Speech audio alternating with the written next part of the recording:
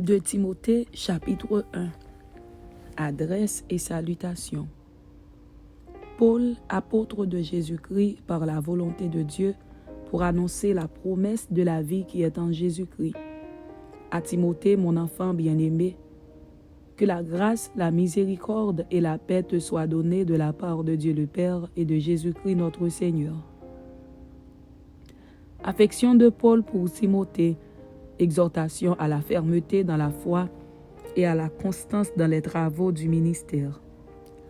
Je rends grâce à Dieu que mes ancêtres ont servi et que je sers avec une conscience pure, de ce que nuit et jour je me souviens continuellement de toi dans mes prières, me rappelant tes larmes et désirant te voir afin d'être rempli de joie, gardant le souvenir de la foi sincère qui est en toi, qui habite d'abord dans ton aïeul Loïs et dans ta mère Eunice, et qui, j'en suis persuadé, habite aussi en toi.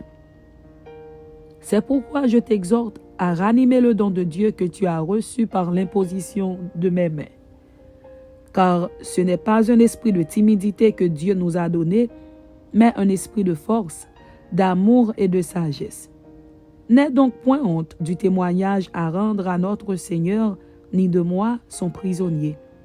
Mais souffre avec moi pour l'Évangile, par la puissance de Dieu, qui nous a sauvés et nous a adressé une sainte vocation, non à cause de nos œuvres, mais selon son propre dessein et selon la grâce qui nous a été donnée en Jésus-Christ avant les temps éternels, et qui a été manifestée maintenant par l'apparition de notre Sauveur Jésus-Christ, qui a détruit la mort et a mis en évidence la vie et l'immortalité par l'Évangile. C'est pour cet Évangile que j'ai été établi prédicateur et apôtre, chargé d'instruire les païens. Et c'est à cause de cela que je souffre ces choses. Mais j'en ai point honte, car je sais en qui j'ai cru. Et je suis persuadé qu'il a la puissance de garder mon dépôt jusqu'à ce jour-là. Retiens dans la foi et dans la charité qui est en Jésus-Christ le modèle des saines paroles que tu as reçues de moi. Garde le bon dépôt par le Saint-Esprit qui habite en nous.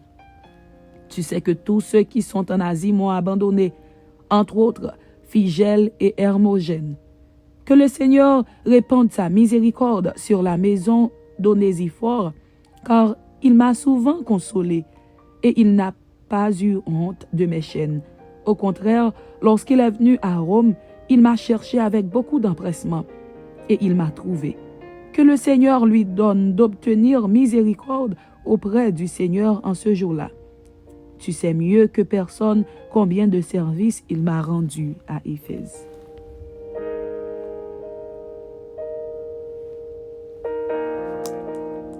De Timothée, chapitre 2.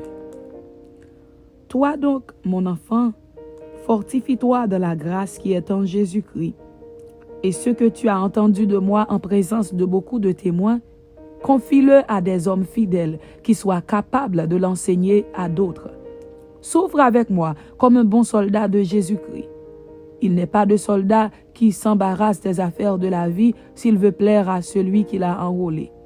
Et l'athlète n'est pas couronné s'il n'a combattu suivant les règles. Il faut que le laboureur travaille avant de recueillir les fruits. Comprends ce que je dis, car le Seigneur te donnera de l'intelligence en toutes choses. Souviens-toi de Jésus-Christ, issu de la postérité de David, ressuscité des morts selon mon évangile, pour lequel je souffre jusqu'à être lié comme un malfaiteur. Mais la parole de Dieu n'est pas liée. C'est pourquoi je supporte tout à cause des élus, afin qu'eux aussi obtiennent le salut qui est en Jésus-Christ avec la gloire éternelle. Cette parole est certaine. Si nous sommes morts avec lui, nous vivrons aussi avec lui. Si nous persévérons, nous régnerons aussi avec lui. Si nous le renions, lui aussi nous reniera. Si nous sommes infidèles, il demeure fidèle, car il ne peut se renier lui-même. Conduite à tenir à l'égard de ceux qui s'écartent de la saine doctrine et de la pureté chrétienne. Rappelle ces choses en conjurant devant Dieu qu'on évite les disputes de mots qui ne servent qu'à la ruine de ceux qui écoutent.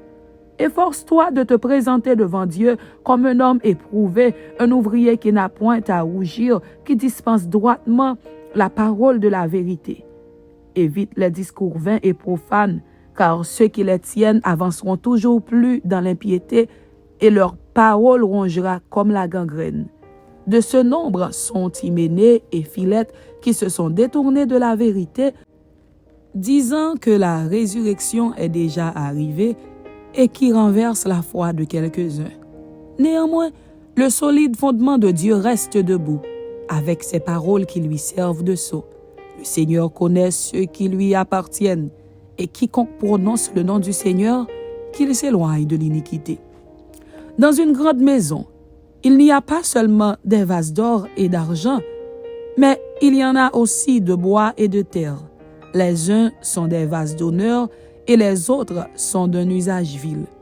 Si donc quelqu'un se conserve pur en s'abstenant de ces choses, il sera un vase d'honneur, sanctifié, utile à son maître, propre à toute bonne œuvre. Fuis les passions de la jeunesse et recherche la justice, la foi, la charité, la paix avec ceux qui invoquent le Seigneur d'un cœur pur. Repousse les discussions folles et inutiles, sachant qu'elles font naître des querelles. Or, il ne faut pas qu'un serviteur du Seigneur ait des querelles. Il doit, au contraire, avoir de la condescence pour tous, être propre à enseigner, doué de patience. Il doit redresser avec douceur les adversaires, dans l'espérance que Dieu leur donnera la repentance pour arriver à la connaissance de la vérité, et que, revenus à leur bon sens, ils se dégageront des pièges du diable qui s'est emparé d'eux pour les soumettre à sa volonté. Amen. C'était 2 Timothée chapitre 1 et 2 Timothée chapitre 2. Que Dieu vous bénisse. Amen.